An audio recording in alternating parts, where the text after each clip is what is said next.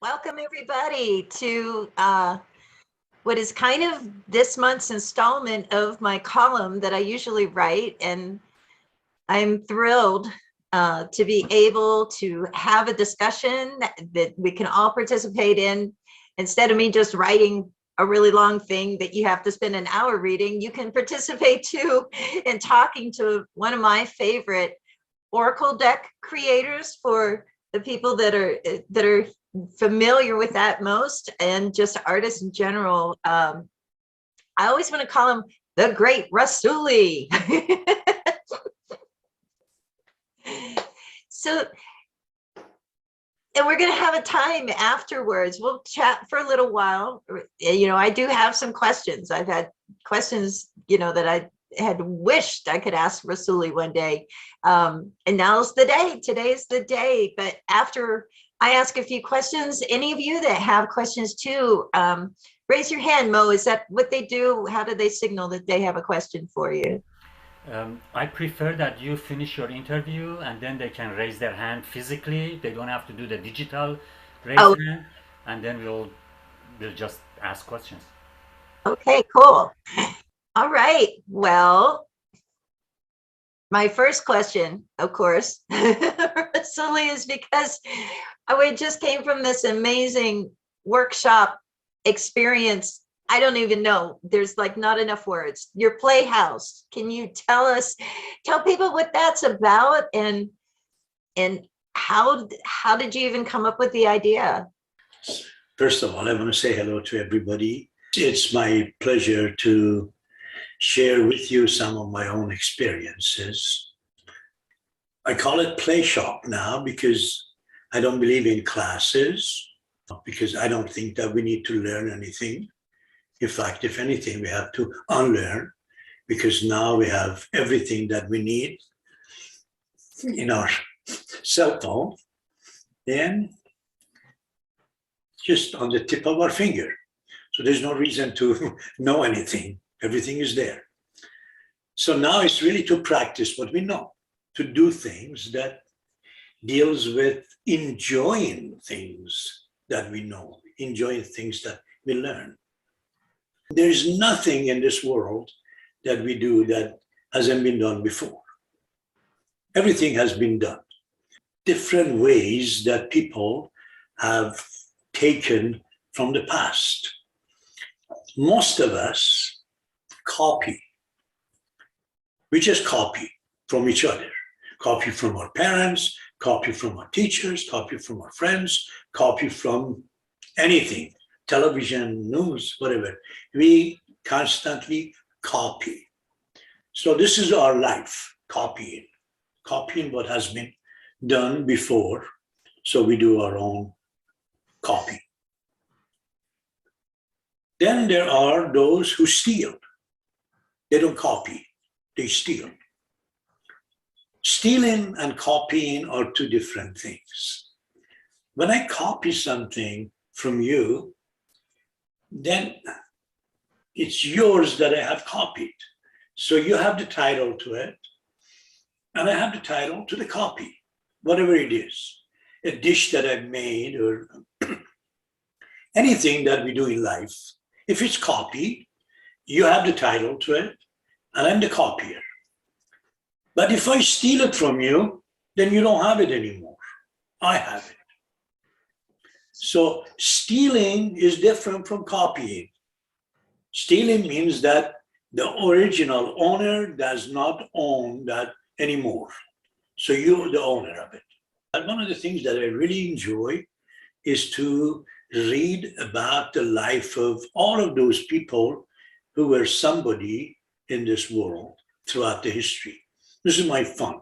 Every time that I have nothing else to do, I pick somebody, whether he's scientist or sports person or artist, whatever they are, and I just want to read their life, what they've done, what made the shift in their life, and how they did it. And this is my journey with my regular programs. And I got deeper and deeper into this idea, and I realized this is it. Only those who were good thieves they stole, and they owned it. I'll give you an example of one of the greatest thieves of the history, Jesus Christ. A rabbi stole directly from the Torah, and he turned it into something completely different, created a religion that is what, about, now we have, I don't know, probably about 2 billion Christians versus maybe 50 million Jews. So he turned something that he stole into much larger. Nobody relates now Christianity to Judaism, where it came from. And then you begin to think about all these other people. Picasso stole constantly. Steve Jobs stole. Albert Einstein stole. Mozart stole. Beethoven stole. Poets, my favorite poet, Hafiz stole. Rumi stole. All of these who became somebody are the ones who stole. Now, stealing is an art because you get caught when you steal. And people call you a thief because you stole.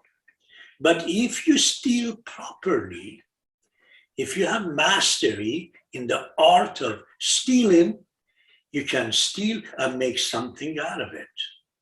Just like Mozart did with Salieri's music, like Picasso did with all these other artists.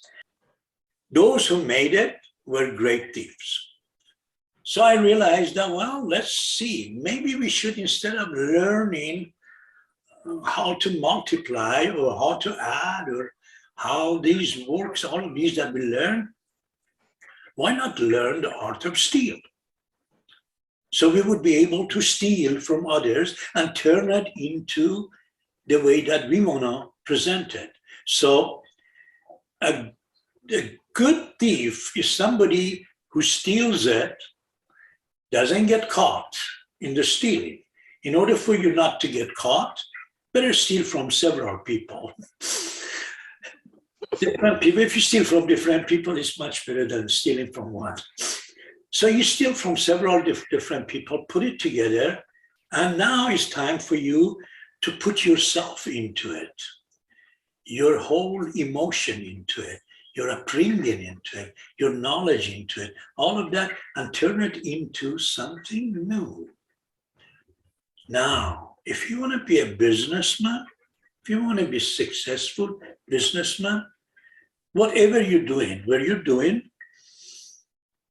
learn the essence of what made that success. Steal it, see what is your power, what is your capability, what is that you're good in. Put it together. Smash it together, make powder out of it, and out of that make this clay and create something new. And your success is inevitable. So if you want to be successful in job, in relationship, in creativity, in life, in everything, steal from others. Don't copy them. Don't copy. Copiers are the consumers, and everywhere consumers are copiers. But those who are great are the ones who stole.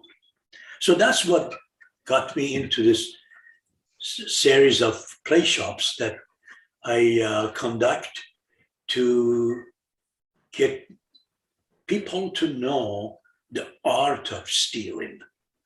So when you steal, it's not immoral, it's not illegal, it's not anti-religion, it's not out of anything. To steal it and make something, combine it with your own self, your power, and turn it into something great, which is what I just had it an hour ago, one of those sessions, because I have it on Saturdays. So that's what I'm discussing these days, the art of steal. And I'm writing about it. And hopefully after this one, I want to get into a new one, which I'm developing, and that is mastering the art of mockery. Mockery. Mock, yes. How to mock other people, how to mock other people. Because when things are the way they are, there's no mocking with it. But when we mock somebody, we put emotion into it. I make a sentence, I say, I want to go home. And if you want to mock me, you say, I don't want to go home. So you put an emotion to it. And this is to learn the art of mockery, to put emotion into something and turn it into a different thing. So that's my next session, this next book or whatever you would call it. Anyway, that's the story. Do you feel kind of, where the art of thievery, next you're teaching mockery, this feels like deviant, this feels like, do you think that there needs to be that sort of opposite kind of energy to get people to open up? Because I kind of feel like that's what you do. Like, you're not teaching how to paint, like the brush strokes, the techniques and stuff, but you're opening up people, and you're getting into dangerous territory because you're asking them to feel their emotions and put that into it. And that's kind of brave to me. So where does this come from, the desire to do that? You're an accomplished artist. Anybody would love to learn how do you do what you do so they could copy you. Where does this desire to open up people and do all of that come from? Well, I was fortunate that from my childhood, I got to know that individual is greater than individual thing that she is. That I learned through a verse that I kept on hearing from my uncle constantly, who was a Sufi, and he was repeating that constantly. So I grew up with this idea that Rumi says, از آن چیزی که تو دانی که آنی به بالاتر نگر بالای آنی. Whatever you know that you are, look above that. We are greater than that. This was something that it was like a nursery rhyme for me. Whatever I know that I am, whatever that I think I am, whatever that I dream that I am, whatever it is, he says, you're even greater than that. And that began to be really a concept for me. And I learned a story that I never forget about this traveler, this man who was in search of God and could not find God in his own hometown. So he thought, God is not here, so I got to go find him. He's somewhere out there. He's got to go find him. So he went to his friends and family, relatives, everybody, and said goodbye because he was leaving town. And they said, where are you going? He says, I'm looking for God. I'm going to go find God. And they would say, well, if you find God, would you bring a piece of God for us?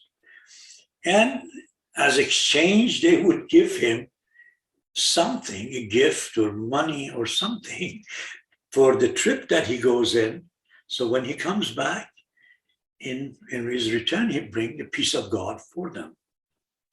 So the man has got this backpack, which is filled with all these gifts and money and everything. And he leaves town in search of God. As he's leaving, he's going, after about 2-3 miles, as he's on the path that he's going, he sees this little stick, which is next to the path that he's going on. It's about a yard tall, and it's got 2 leaves on top of it. So it looks like it's alive. It's some kind of a plant in there. And he looks at that, and he laughs. He said, how difficult it is to be next to a road and not being able to travel. So that's an idea that we all have experienced, to have all the possibilities, but not being able to use them. You're next to a road, you cannot travel. So he's saying that. The little stick hears that, and the stick says, but painful is to look for something, spend your whole life looking for something, and not finding it. And look, how many of us in life are looking for something and we cannot find it? All through our life, we're looking for pleasure, joy, whatever you call it, and we cannot find it. We just go after it. So he says that the stick says it's painful to go after something, spend your lifetime looking for something and not finding it.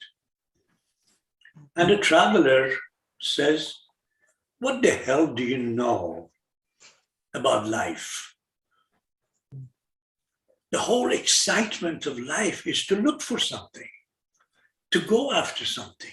You're stuck in here in the mud, you cannot move, but I can go around. This is the enjoyment of my life, to look for something. And he walks away. And he goes and is looking for God here, there, everywhere. Cannot find God.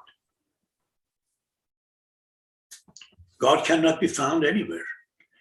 He spends everything that he had, all the money, everything, cannot find God.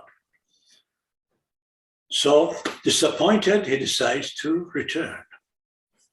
So he comes back towards town. A few miles before he gets to town, there's this big giant tree next to the road with all these fruits and flowers, and he goes, picks some fruits, eats it, and enjoys the flowers and sits under the shade of that tree and enjoying himself, saying, wow, this is fantastic. And suddenly he hears the tree says, oh, traveler, what do you have in your backpack? Give me some. And the traveler says, oh, I'm sorry. I don't have anything in this backpack. It's empty.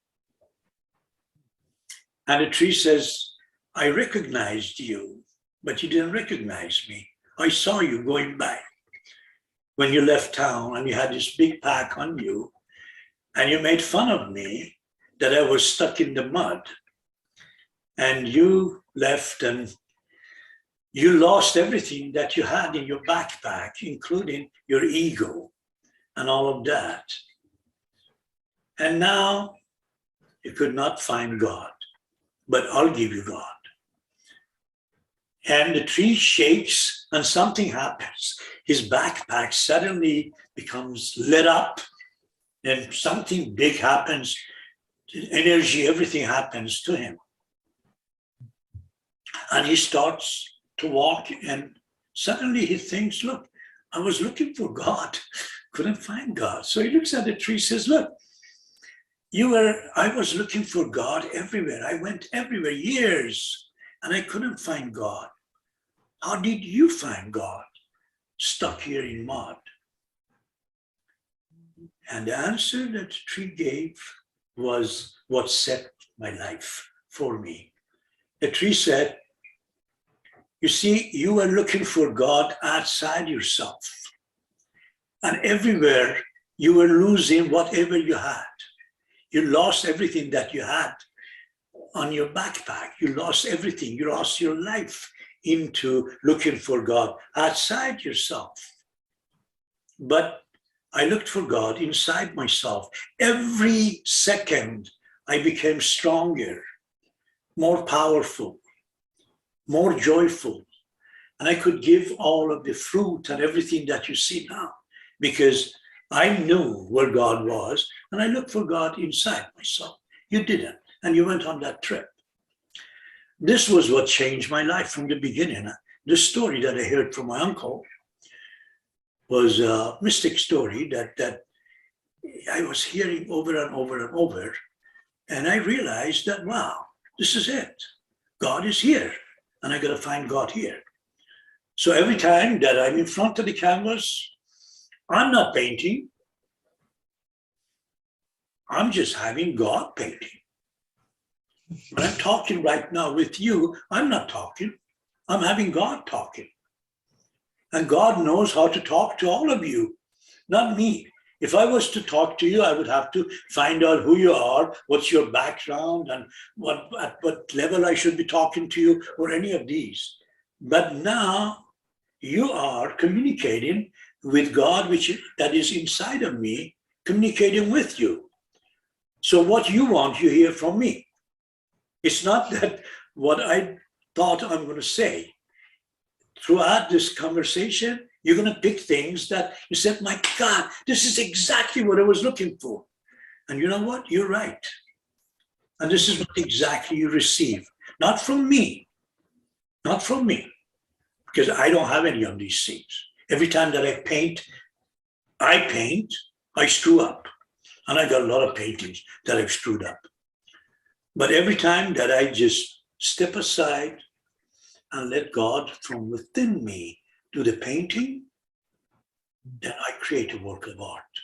I write that way and I talk that way. And I know friends of mine who've been playing music that way and writing poetry that way and painting that way. So more you can connect with your inner self, the more powerful you become. More you're looking outside of yourself, less powerful you are.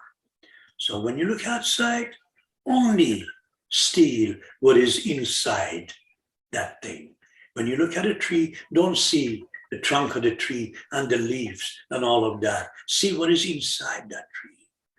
What is that makes that tree grow taller and give fruit and all of that. And the same thing happens with everything else. So this is really basically what I developed through my cycle of life, knowing that the power is not in you. The power is you. The power is you. So if you know that, as Gauguin said, I create like God, therefore I'm God. And I agree. When you paint your God, when you talk like God, when you walk like God, when you do things like God, then you're God.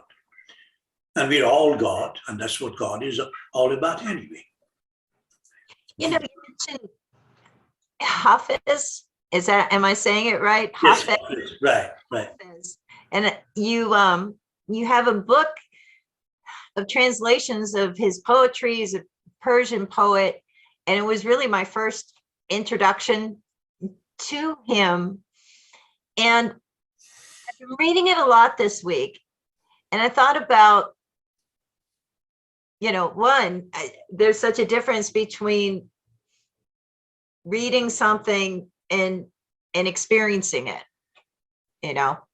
and one thing that really dawned on me about midweek of reading your book, and for anybody, if you haven't heard of his book, Hafiz, The Wisdom of Madness, this is selected poems by you.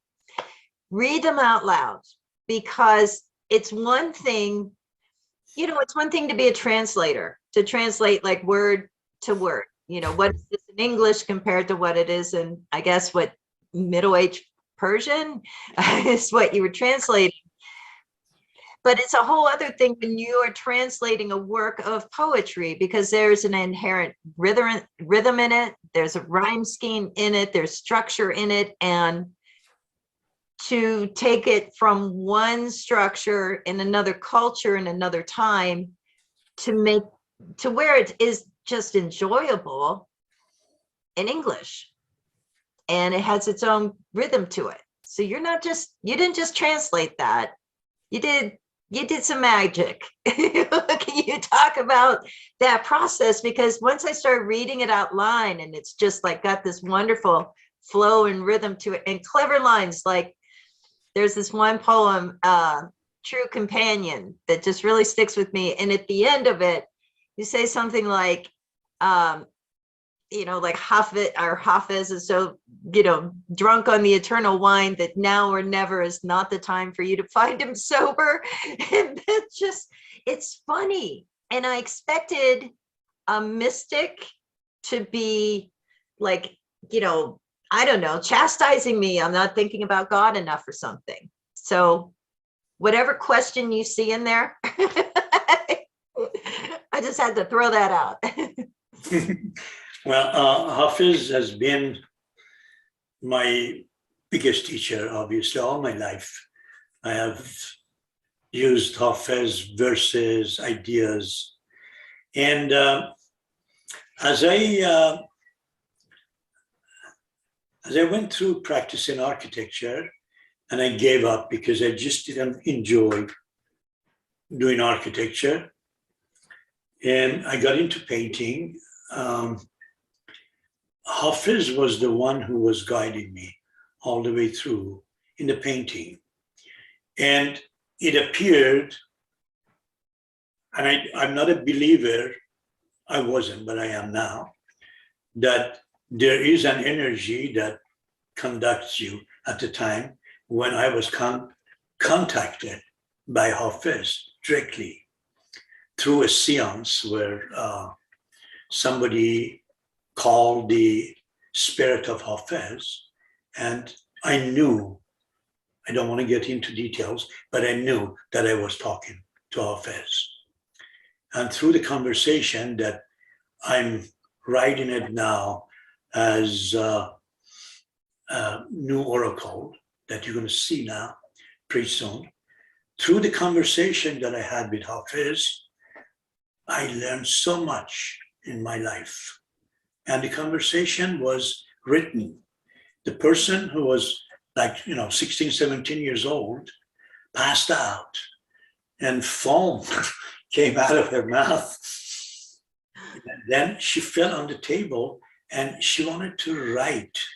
And we pushed the little booklets in there and she wrote down. So the messages that I got from Hafiz was not just for me to hear, for me to have it, to keep on going back to it, which I have done all throughout my life after that seance that I went through. So Hafiz has been guiding me through. And one of the things that I did, I started painting concepts of Hafiz into painting. And then I thought I'd like to publish them with the poetry of Hafiz. So in a conversation with him, I asked, and he said that I want you to do it. I said, but look, I'm not a writer. I'm a painter, but I'm not a writer. And he said, I'll make you the writer.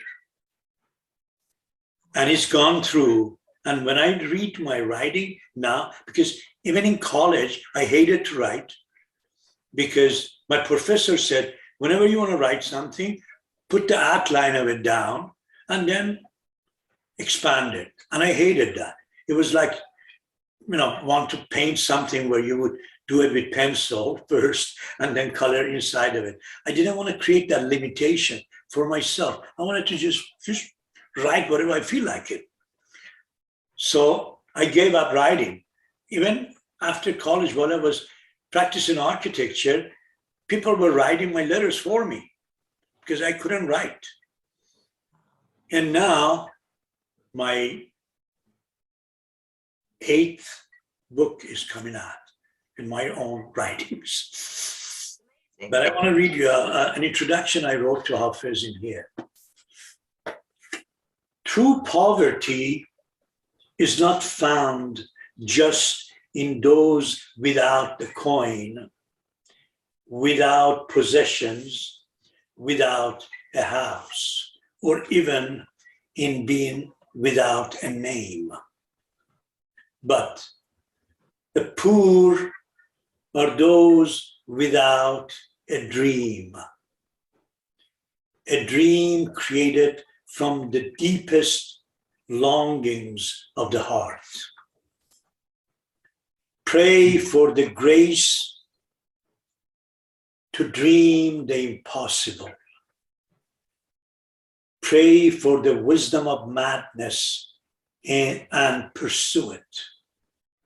Pray for the playfulness and foolishness to have it. Pray for the courage to be true to the dream and delight in it. For the impossible dream becomes your lover, and your fortune is found in the waves of joy washing over you as the dream springs to life, traveling, revealing itself moment by wonderful moment. So to Hafiz, dream is what makes life happen. I do that. This Hafiz, wisdom of madness. Learning is not what makes us anything. It's the dream that makes us be somebody. And following the dream. In Hafiz, the hair of the beloved, you get the tail of the hair of the beloved, and that takes you to the beloved. You get the tail of the hair of anybody, and that would take you to the face of the person. So you grab the tail of the beloved's hair, and you get there. You grab the tail of love, and you get to love. So this is what the concept of Hafiz is, that journey, which is ups and downs, which is the curls of the beloved's hair, which is ups and downs of life. So once you take a path, follow through, and you get to your dream. But without a dream, we're worth nothing.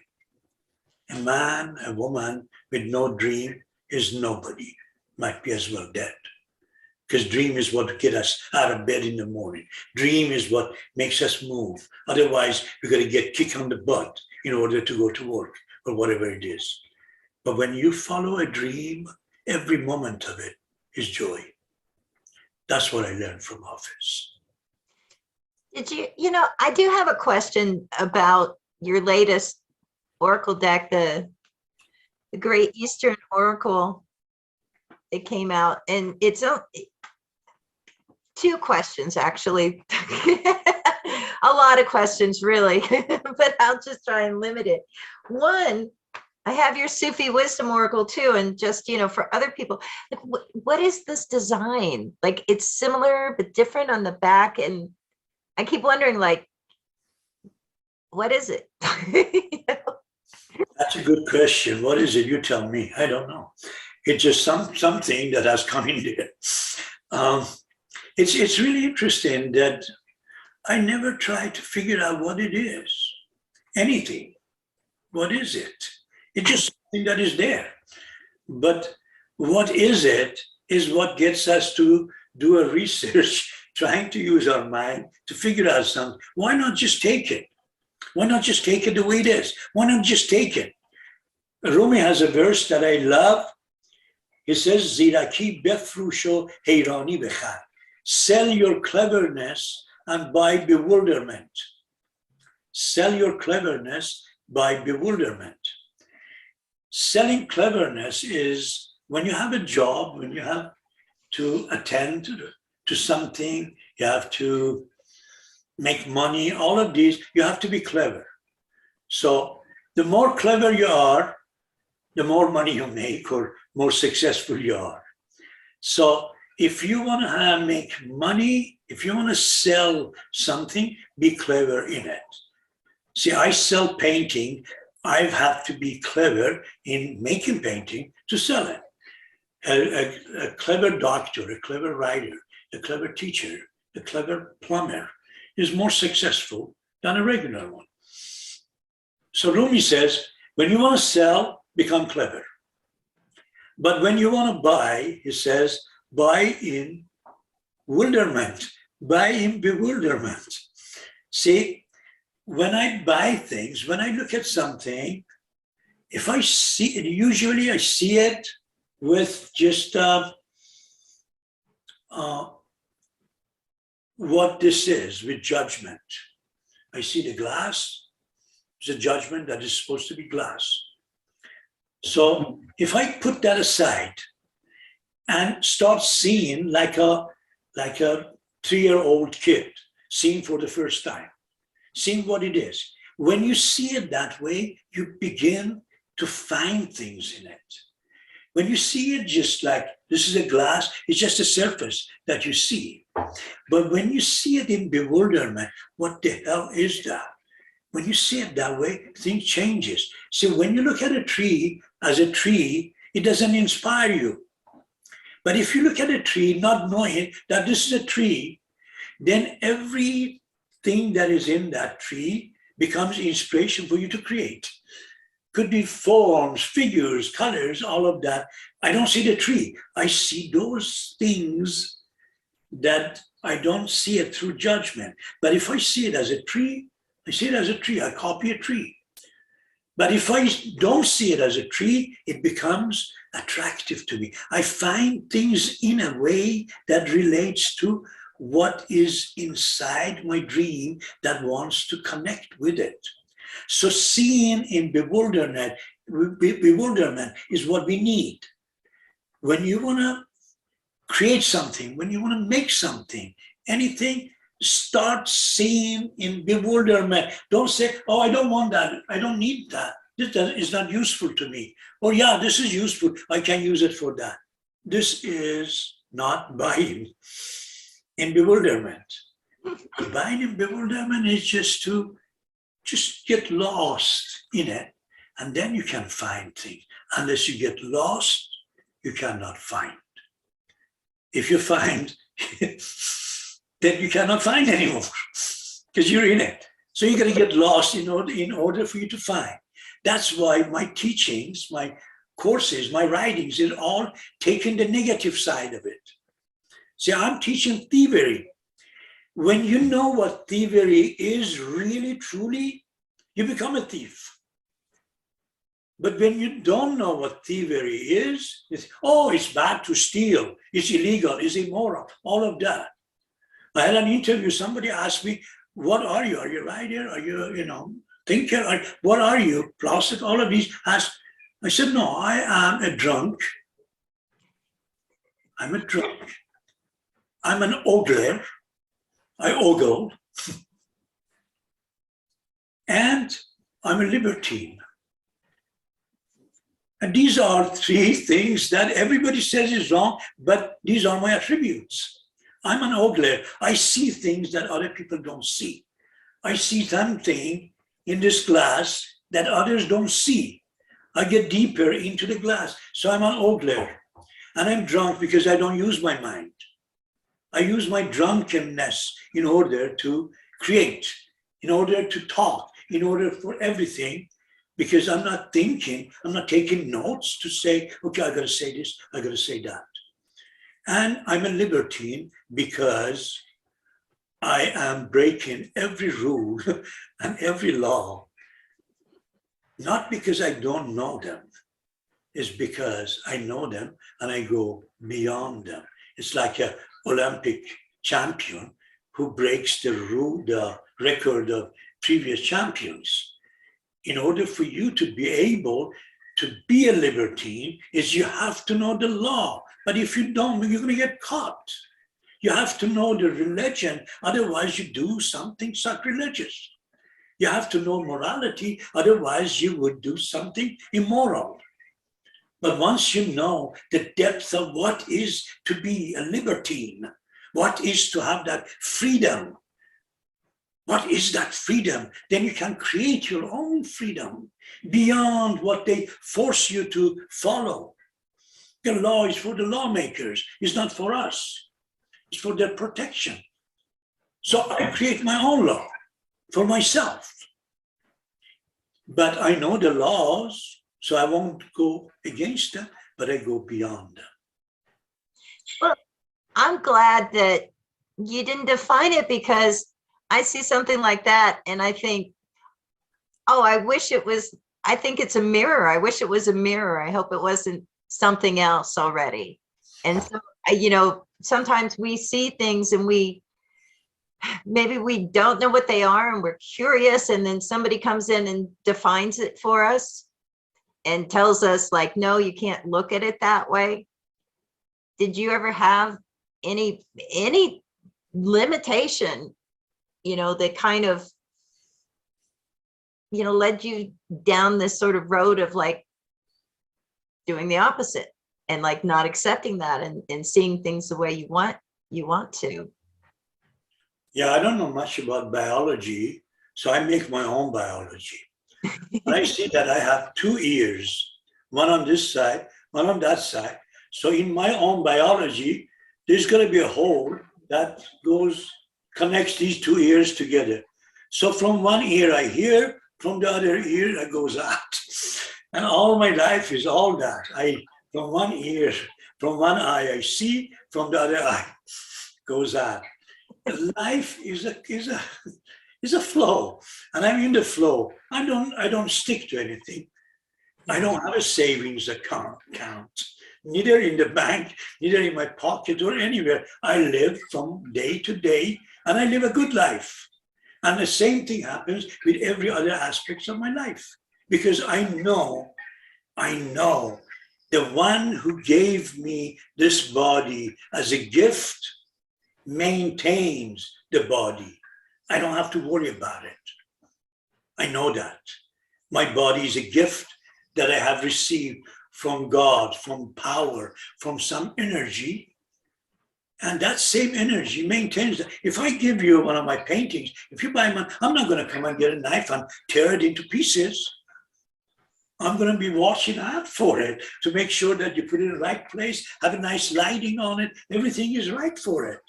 And that way, I feel comfortable about it, and you feel comfortable about it.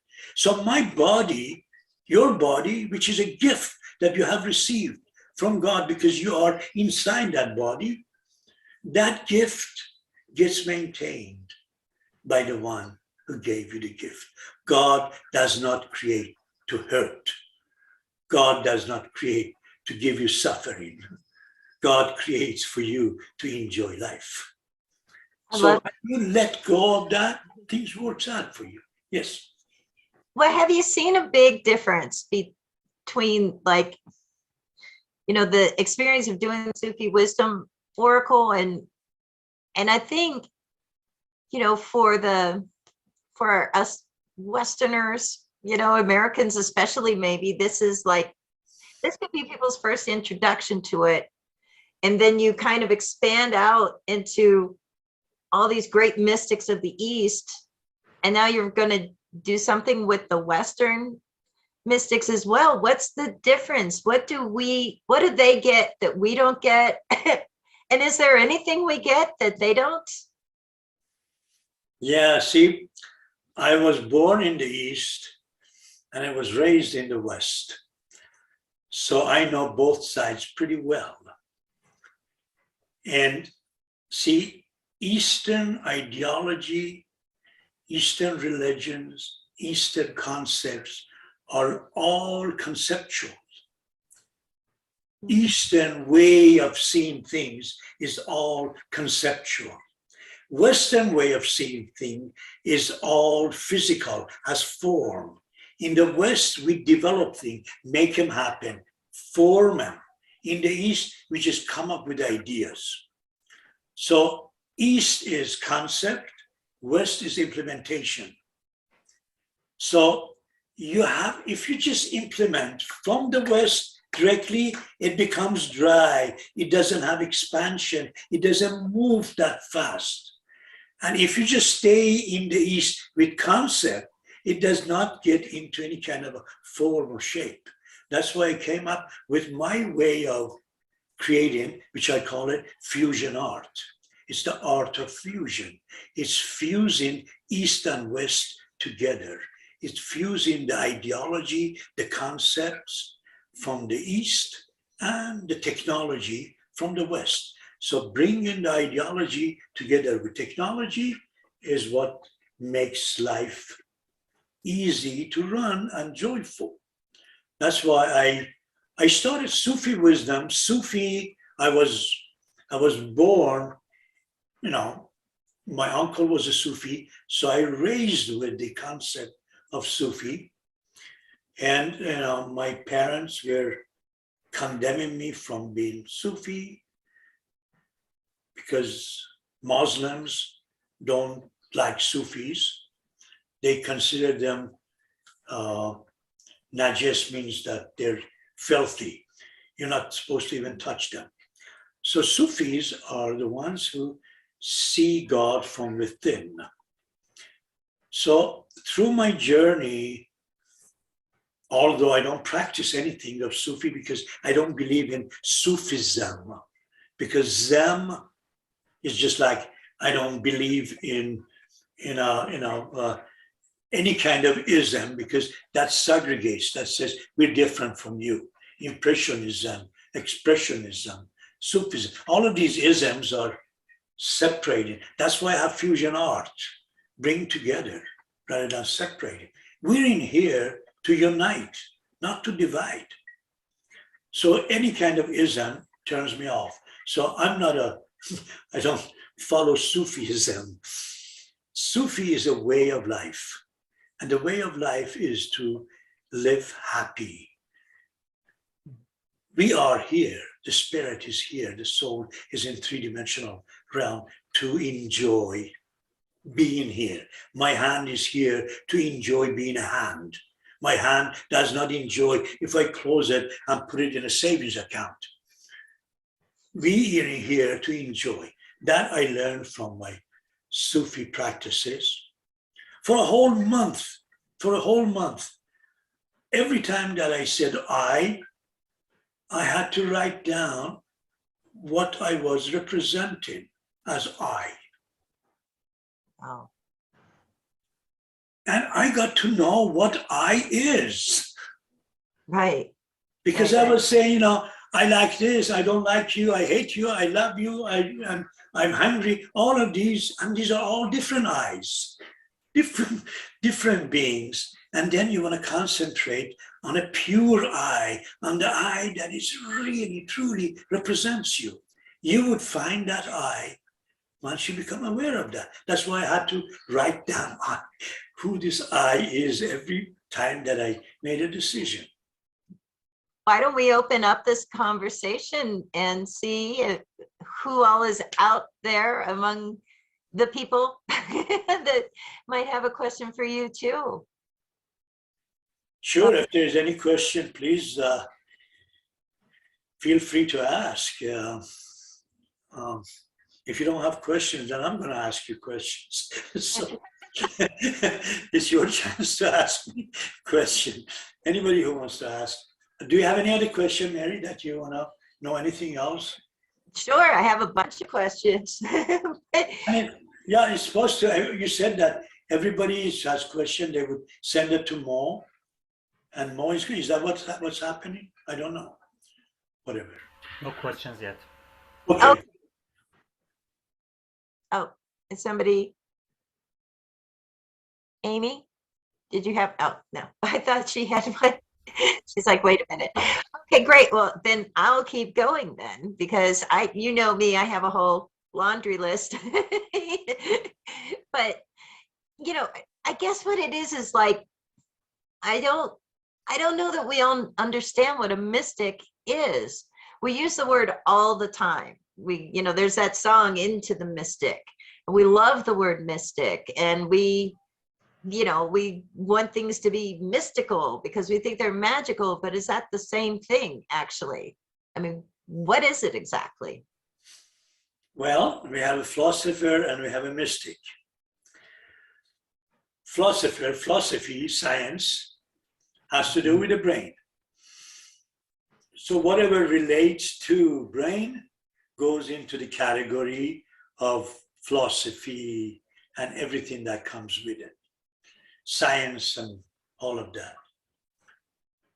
The other one is the heart. Whatever connects to heart is dealing with mystics. Heart is God. Heart is the emotion. Heart is who we are. Body is what the philosophy is all about. Science is what the body is all about. So we dealing with the, when you're dealing with the heart, you represent heart. So a mystic is somebody who represents heart. Philosopher is somebody who represents mind. Philosopher is going to connect with the mind. A mystic is going to connect with the emotion. A mystic cannot come and tell you there's a difference between this and that. If you heard a mystic say there's a difference between this and that, throw that mystic away, because that's not a mystic. That's into judgment, which goes back to philosophy. Mystics connect with the heart. A mystic speaks from the heart. A mystic represents the heart. A mystic is heart. And that's how we would, when you say I'm mystified, I'm in a mystic condition, in the mystical realm, is all relating to mystery, is relating to the unknown, is not relating to physical form. Just like I was saying earlier this morning, God does not have a shape, and since we were created in the image of God, then we don't have a shape. It's either that the whole thing is wrong, or if this is the fact, if the Old Testament, if all of these say that we were created in the image of God, then when God doesn't have image, then how could I have an image? So the image is not me. The skin is me. It's like a balloon with the air in it. I am the air in the balloon. And my skin, my flesh, is the skin of the balloon. So a mystic is somebody who connects from the inside. The tree that I gave you as an example, that was a mystic. The tree was a mystic. Traveler was a philosopher. He was in search of God, looking for God. Well, do you then for somebody to say like a phrase like, this is a mystical religion, that doesn't really fit then? Because I think most of us think of religion as being all about the rules and all about the limits and all about, it's like in a box, and so how do you, it's kind of like, what do they call it? An oxymoron, right? To say that. Because I thought that's what it was going to be about. Really, I thought the Sufi wisdom oracle, I'm like, I'm going to learn about the Sufi religion. And I'm like, I love this. I don't feel like I learned something about religion, You kind of talk about, because I think a lot of us have that idea that they're intertwined or something, but they're kind of not. All right. The answer is right there. When you say Sufi wisdom, the answer is in the wisdom. What is wisdom? What is wisdom? Is that knowledge? What is wisdom? I don't know. Okay, that's where the whole thing is. See, wisdom is something that you have to practice.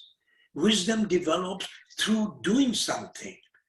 Wisdom does not develop from knowledge. It's not about knowledge.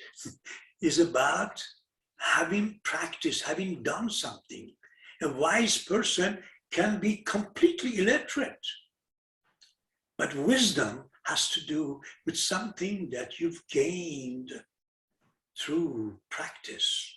So when you say Sufi wisdom, you're not talking about Sufi knowledge. You're not talking about the lessons in Sufism.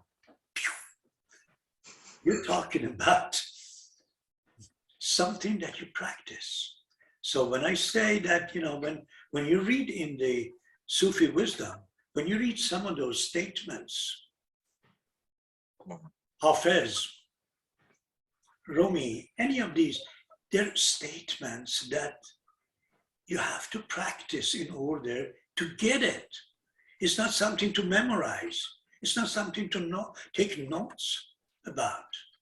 It's something that you got to do it. It's like my teaching, right now when I'm having these play shops, it's not about teaching you how to mix colors. It's about practicing. Like today I was saying, practice to put dots on the canvas. Like Georges Seurat.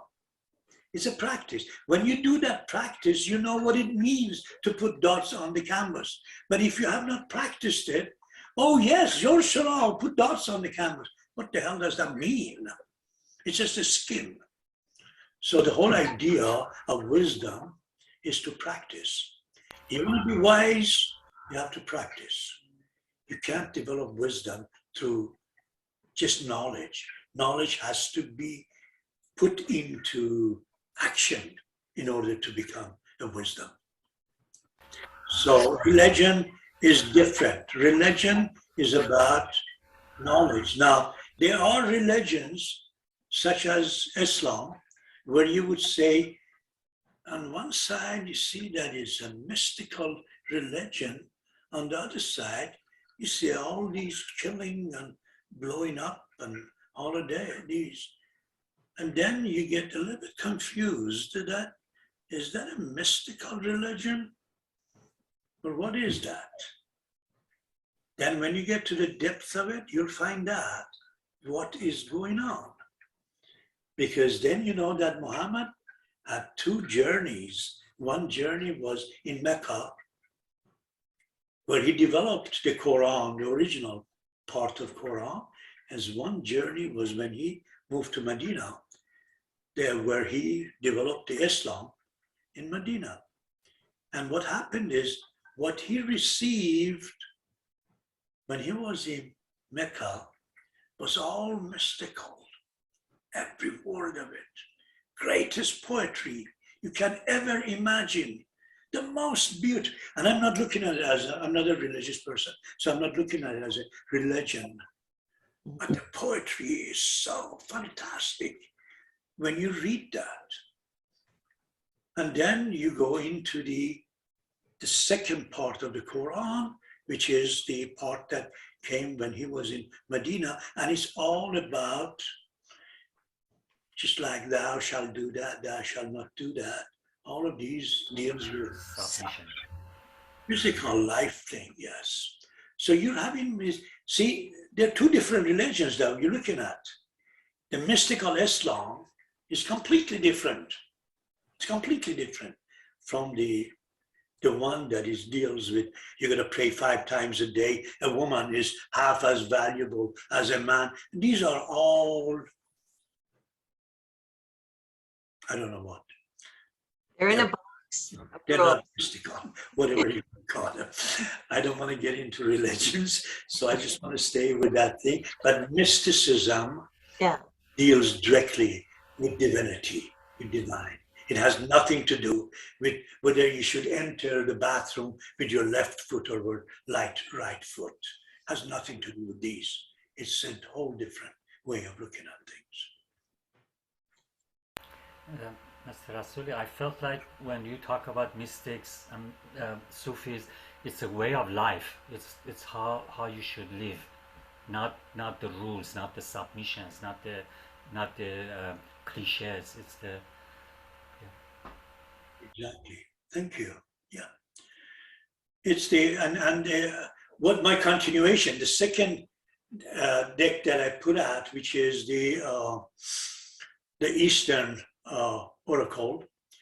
I looked into the first one I was focusing on the Sufis and their concepts, and in this one I went to Zen and Hinduism and all of those other Eastern concepts and see how they could turn into a physical, practical form.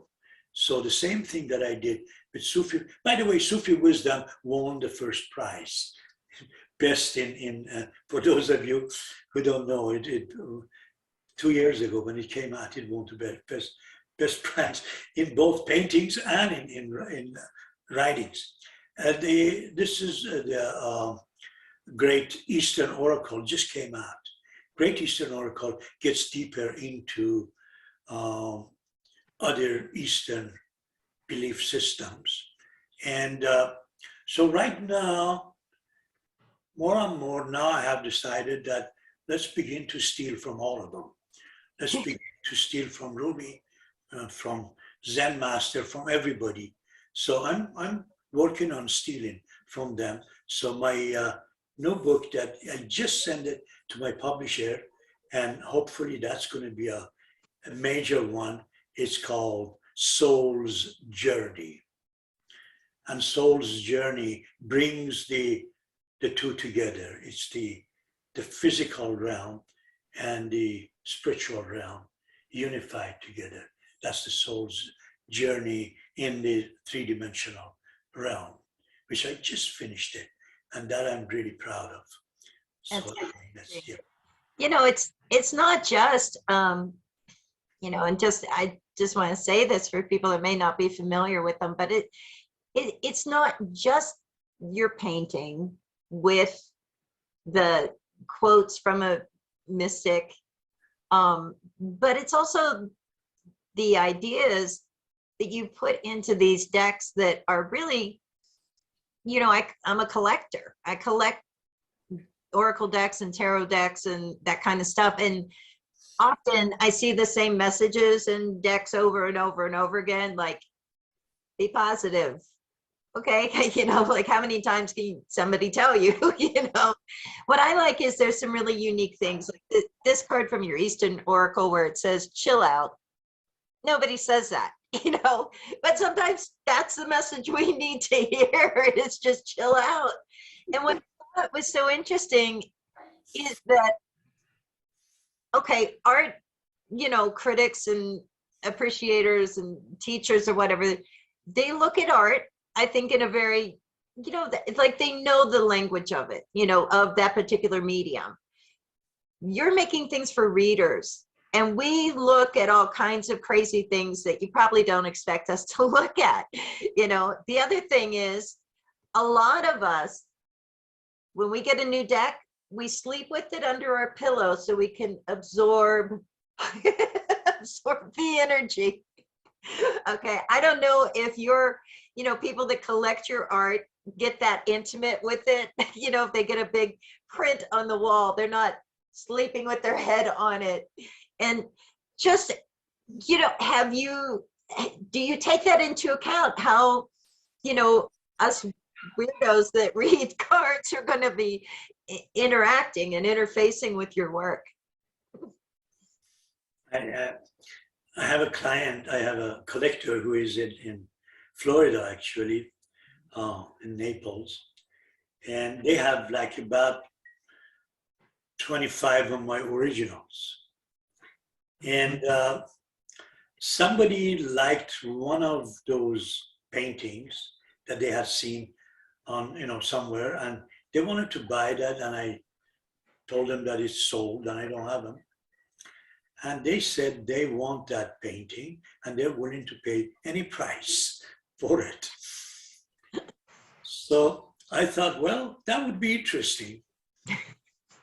They were willing to pay any price to buy this painting. So I contacted my collectors in Naples and I said, somebody is interested in that painting.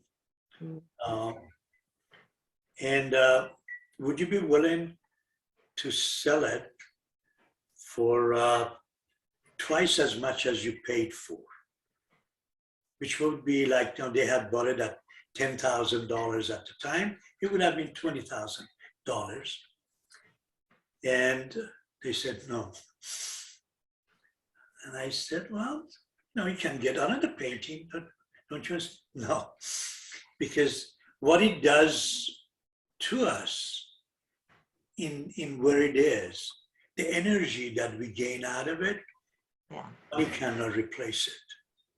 What they were feeling was what they wanted, not matching their drapes. By the way, the same collectors build their house around my paintings. So rooms are designed and the colors are to match the paintings that are used in the rooms. So in general, it's the emotion that you see in my painting. See, I don't consider myself a painter. Mm. I'm an artist. And for me as an artist, it doesn't matter the medium. I could paint, I could sculpt, I could design architecture, I could write, I could do whatever I want to do. I cook something, you know, my wife knows the things that I cook. It's all about being creative. It's living a creative way. Being a painter is a profession. You're making money out of it to live that way. Being a writer is a profession. But I'm an artist. I'm an artist. I express my emotion. I don't sell paintings. People buy my paintings. I don't write. I didn't even write to like regular writers to write and send it to a publisher. I was just doing my own thing, and all of a sudden, publishers connected me. The book that I showed last week, the Russian thing, I don't even know Russian. I didn't even contact anybody. Suddenly, they decided they want to have an exhibit of my works at the University of Moscow. I don't have an agent to go and make a deal with them. This I learned about 25 years ago. It was in my first interview as an artist. They were publishing my works in this Italian magazine, and the writer was asking me questions. We're sitting in there, and she was asking Grazia Gambaroni, I never forget her name. She asked me about, she asked me the question, I answered, and I was so excited. My God, I'm going to be in this Italian magazine, my paintings. And so I asked her, I said, how can I be in more magazines? How can I have more interviews? Mm-hmm.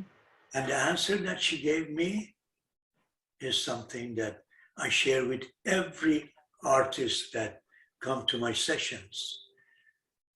She said, you don't have to go after finding these people. You're going to be good in what you are. When you're good, they'll find you. When you're good, they find you. It's all you have to do. I did not have to write to you, Mary. I don't even know. I just didn't know you until about 2 weeks ago. Yeah. You came, you contacted me, you wanted to interview me. And we have this interview. And it goes to something else. You interviewed me because you found something interesting in the interview. I did not have to send an agent to come and tell you that, hey, this guy's got white mustache, it's like this. If you put him in there, this happens. No, none of these needed to be said. All I had to do was doing what I can do in the best way that I can do it. Yeah. Anything that we do, if we do it in the best way that we can do it, it happens. One of the big problems that we have in the West is that we try things. We try things. We don't try things in the East. In the East, you don't try, and if it didn't work, you try it again. See, as a Sufi, my practice was one day I had to sweep the floors. That was my work. I would not repeat it anymore. That wasn't trying. That was next time I had to wash the walls. Next time I had to wash the window. Every time is something else. So when there is only one time that you're doing it, you do your best. But if you want to try, you try. If it didn't work, you try again. It didn't work, you try again. Every time that I'm standing in front of my canvas, it's my masterpiece. It's the greatest work I have ever created. This is my final work, my final voice. I don't try to paint. I don't try something. I just do it.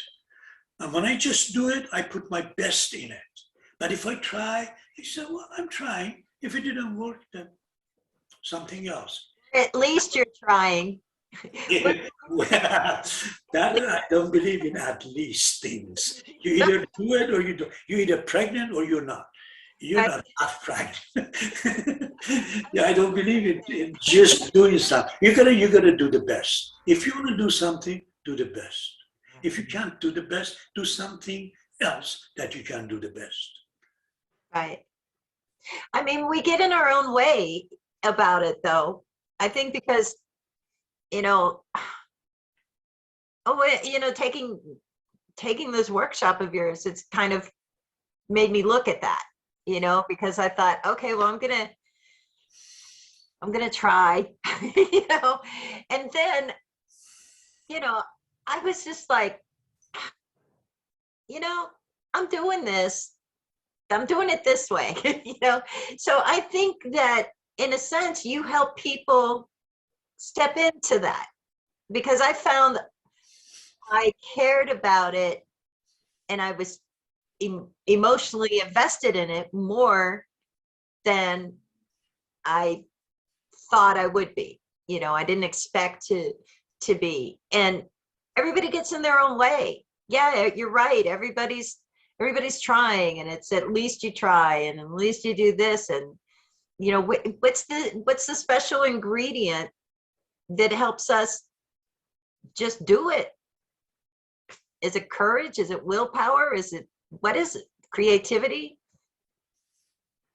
Yeah, last time one of people in my group was saying about trying, and I asked him, you remember, Mom? I asked him, I said, would you try to get up? And he got up. And he said, I didn't ask you to get up. He said, would you try to get up? I like. And then he started, trying like that. I said, this is what trying is all about. You either do it or you don't try things. I think Mary point at it. It's the thing we have to stop saying I'm gonna try and say I'm gonna practice, because you actually gonna go do it. So you may as well call it a practice. I like that.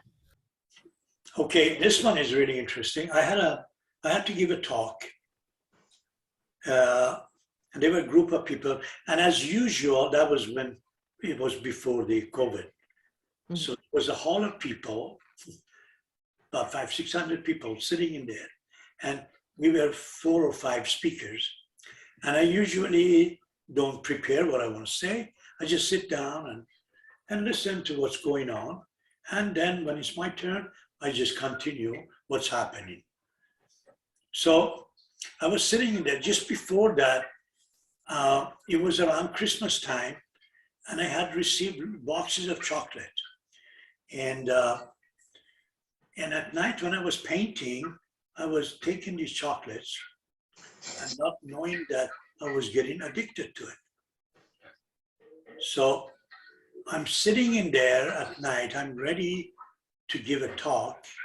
I'm just trying to get myself in balance with the audience and get prepared to speak. But then suddenly I wanted to have a chocolate. And I look around and how can I find chocolate now? And I really needed it.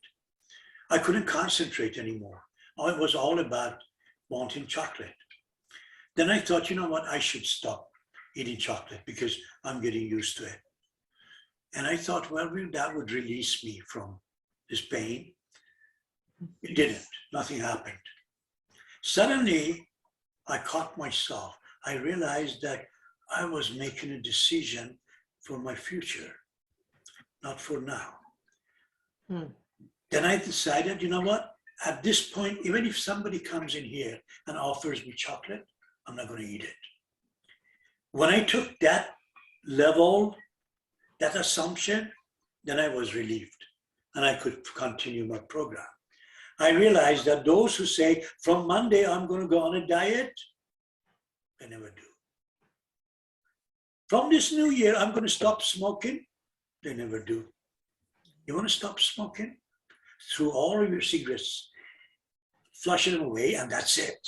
Don't say, I'm going to finish this cigarette now, and from then on, I won't smoke. It doesn't work. So when you want to make a decision to do something, stand strong behind it. Don't make a decision for tomorrow. All your decisions should be for right now. If right now, as we're sitting here talking, you decide that I want to do this, right now, you come with that decision, you're going to make it. But if you start thinking that, you know what, I think I should be doing that, you're not going to do it. So making a decision is really on the spot. At this moment, you can tell yourself, you know what, I'm an artist. And you're going to begin to behave like an artist. A friend of mine, I was asking him, I said, what are you? Are you a director, writer, actor? You're doing all of these together. You're confused. What do you want to be? What are you? And he says, I'm a scriptwriter. Okay. What type of scriptwriter? I'm a great scriptwriter. Like Neil Simon. Wow. Okay. I said, you know what? I'm just going to bless you right now. From now on, you're Neil Simon. So he stares at me as if I'm crazy. He said, no, I'm serious. From this moment on, you are Neil Simon. Don't you want to be Neil Simon? You're Neil Simon. Go and do your Neil Simoning. So that's all you have to do from this moment on. What does Neil Simon do? Does he go and go on television, talk to people? No. So don't go to television, talk to people. Does he just get on every stage and dance or perform? No. So don't do that. What does he do? Sits down and writes. Then become Neil Simon. Says, my English is not that good. Well, if you're Neil Simon, you're going to work on your English. It's going to work out for you. But if you're not Neil Simon, you want to be Neil Simon, you won't be, because Neil Simon is already there. So if you want to be somebody, begin with being somebody. Don't practice to be somebody. If you begin with being that, you would develop it with love. But if you want to practice, you would develop it with pain. So if you want to be a doctor, you're a doctor right now. Begin with being a doctor.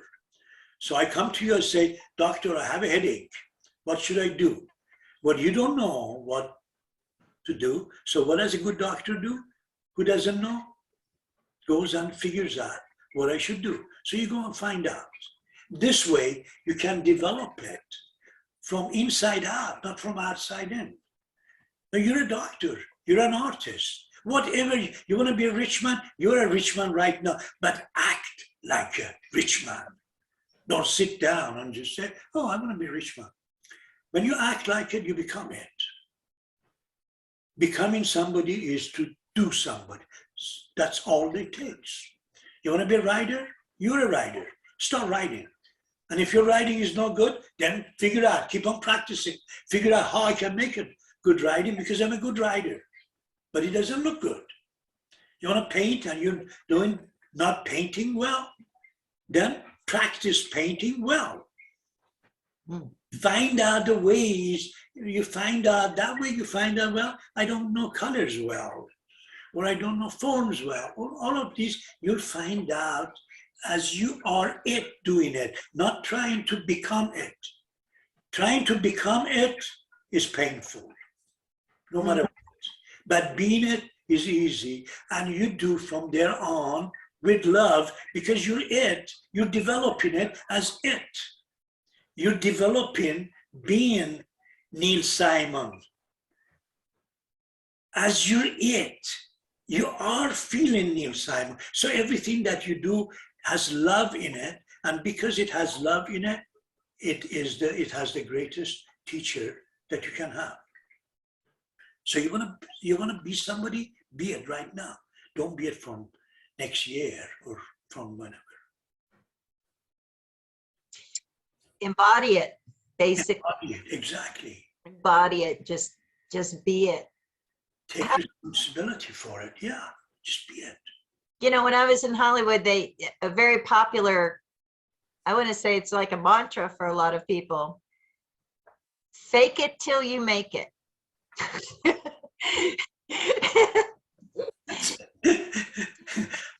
Last week I was introducing Mary to the group in there. She came in, I was introducing. I said, Mary used to, interview celebrities, but since Will Smith did that, she's afraid to interview celebrities anymore. So she's interviewing ordinary people like me. If you're ordinary people, yeah. I don't want to slap you on the face anyways. My gosh, but that's part of it, right? So often, and like at the Tarot Guild and a lot of the, metaphysical community or whatever, there's so much about visualization and law of attraction and manifestation. And people are doing all of this, but not a lot of like stepping into it. Not a lot of like, that's it, be it. I feel like there's that in acting, that sense of like be in the moment and just be there. And yeah, how do we spread that message? How do we encourage that word? You do it through your workshops. Is there a larger way that this can be done with art? I guess in a sense, what can we hope that art can do in society to help put that out there? Well, I'm basically, as you said, in my workshops, I'm doing that.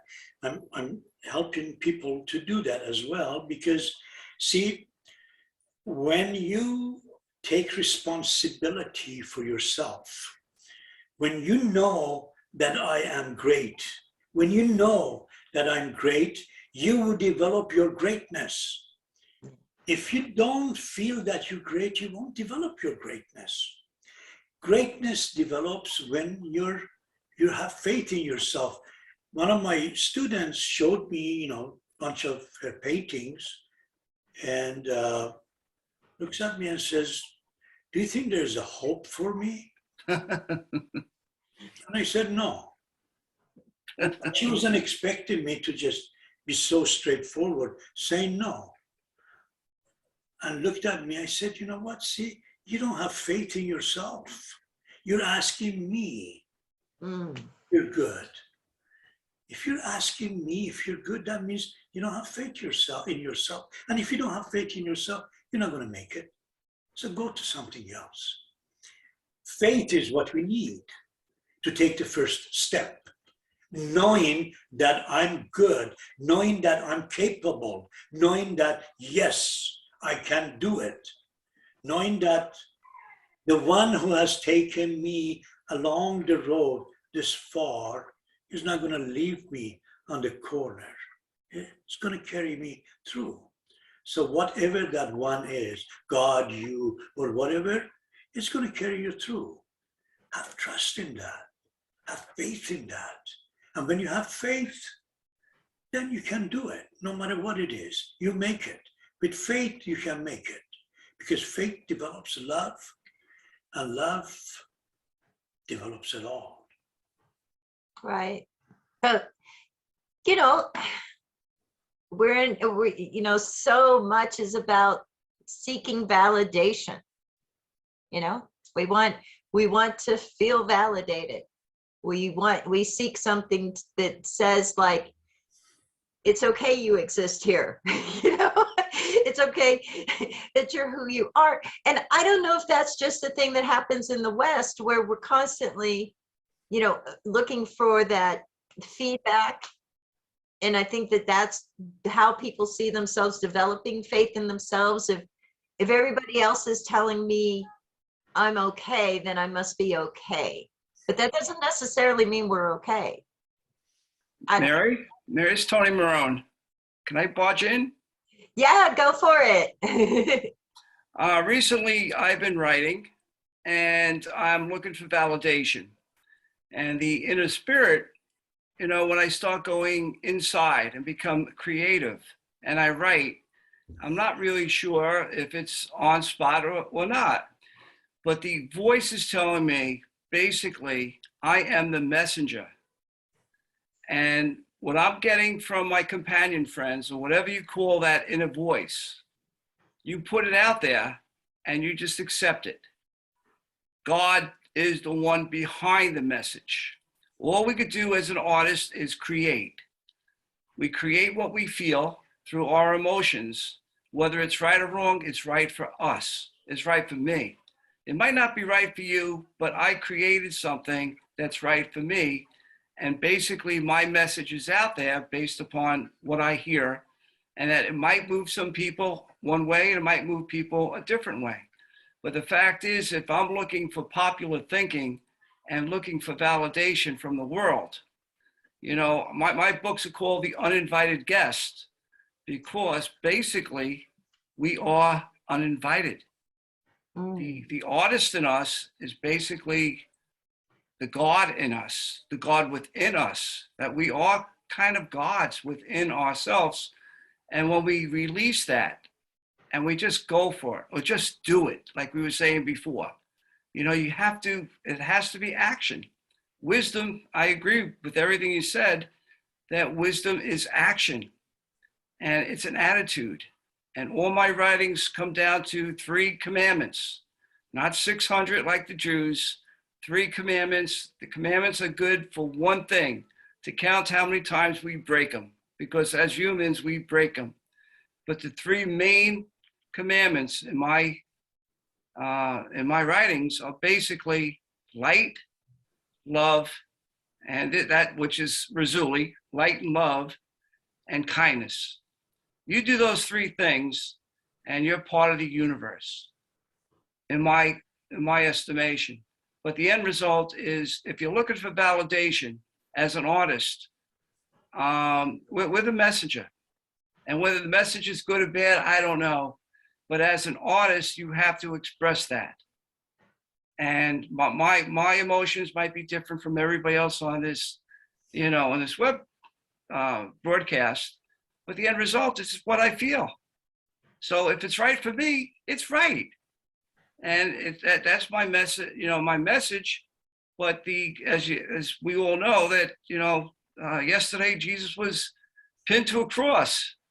You know, his message was good, and he was pinned to the cross. So the end result, if you're going to be an uninvited guest, we do what we do, and we send the message, and then the rest is God's work. We are not in that.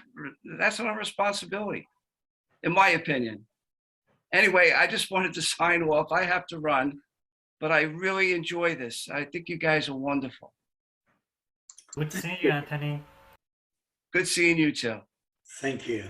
Peace be with you. Happy Easter. Anthony, Happy holidays. Just before you leave, I Yes, appreciate sir. putting my name in there too, Light and Love and Rassouli. But I would like for you to remove the name Rassouli and replace it with freedom, which is what I'm teaching everybody. So light and love and freedom. I love freedom. I love the you're so inspiring, because there's no boundaries. What you're basically saying to me is just take the boundaries out.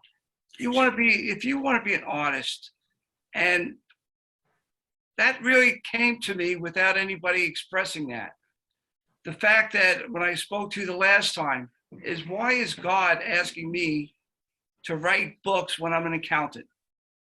And I think of Moses before the bush, saying, you got the wrong guy here. It's my brother Aaron. He's the guy. He's the talker. I stutter. I'm not the guy. And then God looked at him and said, hey, listen, I know what I'm doing. I am not, I write as good as I can, but I look at some other writers and I say, wow. But the fact is, I have emotion in my writing. And that emotion, people are not really looking for the Shakespeare type of writing. They're looking for the emotion. They want to read something or see something in your paintings, because your paintings inspire me. Your light inspires me. Your love inspires me. All that, I'm a different person when I look at your art. So the end result is, your art is a message to me, and that message comes through as God. God is speaking through your work to me, because I'm looking for it. I'm looking for it, and it's an attitude. You have to have the attitude, or you won't see it. If you're the routine, 80% of the world are just going through life, punching a clock, And then you got this other 20% of the world, the artists, that just see things so different. So when I'm looking for different, I look at your work. And, you know, we have a book, and the book, the coffee table book, is just, people will look at your work before they'll look at my writing. And that's fine, because your work is so much better than my writing. But the fact is, we have a combination that moves and allows God to enter. So when we get up to the pearly gates, truthfully, and I write about this, we didn't try, we did. You and I have done something, and that's all you could ask for. And the thing is that we're rewarded. It's not money. It's not money I'm looking for. I get up 5:30 every morning to write, to be with my companion friends. They just they just work through me. It's not me writing. My work is really good. And people say, well, how'd you ever do that? It's not me. You know, I don't even want to, I could put freedom on there, just like you said. It doesn't have to be Anthony. It's not about me. The part of being the artist is being selfless. And that's what you're telling me. That's what you're expressing. We have a body, but we allow God to come through. We're a conduit, and it just comes through us. And the fact is, people look at you and me and say, wow. It's not wow, it's nothing with me. I just opened up into channels, like what you said with the ears. It goes in one side. What in my thing is, I'm typing. It comes through me, and I'm just a conduit. So if you want all the accolades, you got the Academy Awards, I don't want any of that. The only thing I want to be is a messenger. And I get tremendous amount of energy in being just that. Nothing more, nothing less. I write about that all the time. Nothing more, nothing less, because it's not about me. If I had an opportunity without even I'm a person under the radar. I don't need the money. I don't need the accolades. What I need is my computer at 5:30 in the morning. And then by 9:30, when my wife wakes up and ready to go out, I have to close it down and I have to go through the routine. But I just want to be back in front, being with the spirit. Anyway, I have to run. I'm sorry to barge in, but I just wanted to tell you how much I enjoyed being with you today. And Mary, thank you. Where's Mary? Is Mary back there? Mary, you are fantastic. Oh, thank you. You guys are a great team, and I really enjoyed it. Thank you very much. Thank you. Thank Thank you. Have a good day. Have a good holiday. You Thank too. Wow. So Mary posed this question earlier. Where do we go from here? What do we have to do with all these lessons or experiences? All right, good one. We could either treat it that, it was nice, we spent like sometimes, or it wasn't that good, or whatever we would judge it. That's one way. But then maybe you meant to be here, and we meant to be here at this point to have one message that you picked from this whole discussion. Make that as the first day of the rest of your life, and begin to look at that message and know that you are a carrier of that message, and do that. Do whatever that message is. Take it into yourself and own it, and start working on it, no matter what. Right now, we're living in a world, everything has changed, everything is being changed. We can either sit down and let the flood takes us away wherever it wants to do it, or begin to figure out our way of moving. And I think it's a good time. Take today as an important day that you spend in here listening to these conversations, but you picked up one thing, just one thing in there, however you picked it up, and put it into your life. But know that from this moment on, I am that. If you picked up that, it means that it would be good to paint or to write or to cook or whatever it is. From this moment on, decide that I am that and act on it. Act on it. Don't wait for the future because it's going to leave you. But act on it and know that it will happen. It will happen. And if you have anything that you need, any guidance, feel free to send me an email. You can find me under Rassouli everywhere that you look for. And just send me an email if you need any guidance. But act on it. Unless you give, you cannot receive. Unless you empty your closet, you cannot fill it in with good stuff anymore. You just have to put out. So whatever you picked up today, act it out. Act it out. And make that, see what happens. You don't lose anything. You're not losing anything. Just do it. Just do it that way. Any other question that you have? Anybody else that has any question before we say goodbye?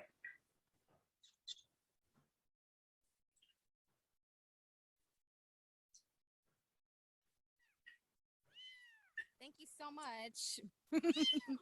Super positive. I'm so happy that I was able to join you guys, and I just love what Mary's doing with Dax and the Tarot Guild. I'm just learning so much from you guys. Thank you so much. Have a good day. Thanks for coming, Vida. And I love your Yes. kitten's voice. That's pretty good. Yeah. I have 3 new baby kittens along with my son, so we have a full house. Fantastic. I totally appreciate you. Thank you so much for sharing your wisdom with us. Thank you. One of the things that I learned, I want to share that with you. I want to share this with you. Somebody's thing is open. Okay. First, it was very difficult for me to do any program online because I thought it's just all physical, imagery, and it's not, doesn't have that close relationship, close contact. Interestingly, I see your pictures, and my roses have the feeling, and by the way, I have this big rose garden that I have my roses all the time in here, gives me the feeling that you are all in here. There's a scent of every one of you in here. So the combination of the scent of you and the images is good enough for me to feel that I'm really connected with all of you. And thank you, Mary, for making this whole program, and hopefully we'll see each other sometimes in the near future. But believe in yourself. Know that you are greater than you think you are. There's a mural I have painted in Venice on Washington Boulevard. Is 120 feet wide and 40 feet tall. It's called the Angel of Unity. And in the corner of it is right next to the ocean. Angel is coming out of the ocean and bringing in the continents of the world, putting them together and delivering the free earth to heavens. Oh my God, you got it. Wow, fantastic. So this is a mural that I've done in Venice. And if you look on the right corner, there's a writing up there. If you do you close up, it's a quote from Rumi that I've translated. Reach higher, reach for your spirit. Know that your spirit is higher than you can ever go. So enjoy yourself, enjoy your life, and I'll talk with you soon. Thank you very much for So much. Yeah, thank you for arranging that. Thank you so much, Rassouli. This was wonderful. This was Thank you. fabulous. I'm going to be thinking about it for a long time and probably emailing you about it too, with my really long, winding emails. Thank you.